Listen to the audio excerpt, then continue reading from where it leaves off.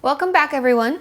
Today's topic is something that I've heard from many of you, and I'm sure many of us have experienced in the past or are experiencing right now, and that is why, when I finally try to get better, does it feel like I'm getting worse?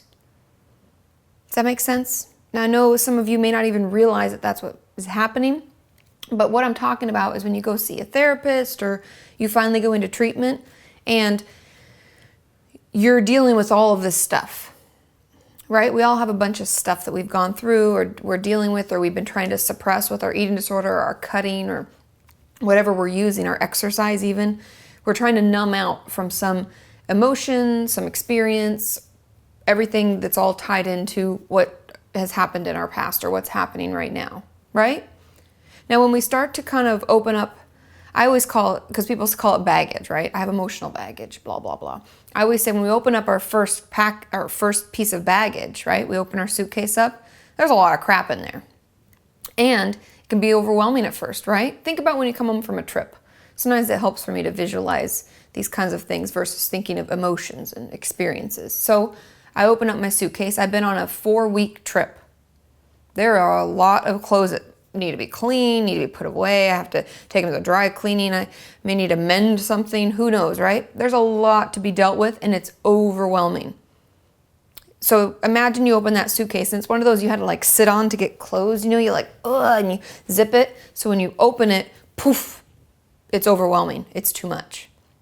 So I like to think of that when we first go get help, we go see a therapist, we go to treatment, we've just opened that first suitcase and it is full of crap. And there's a lot to deal with. All those emotions, all those experiences that we've been stuffing.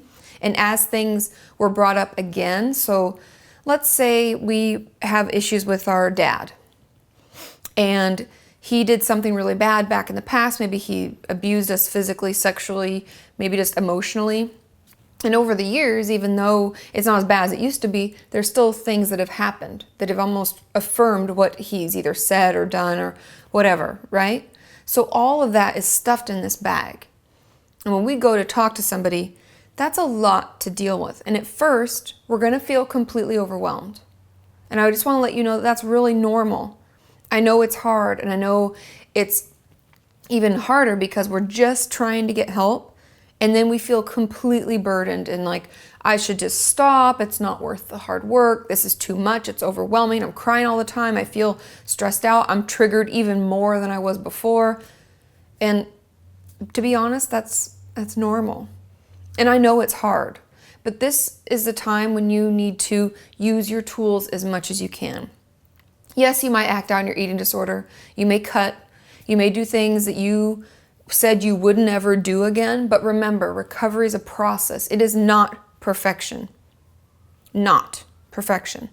Every day is different. Everything is different. You'll have really bad days. You'll have really good days. You'll have those days where you're kind of on the border and you think you might, but you don't.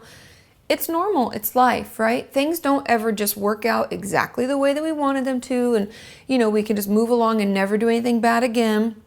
It's a process. So we have to work through it. So when you first go to treatment or you first start seeing a therapist and you're really getting into the nitty gritty of why you have your eating disorder in the first place, it's going to be hard.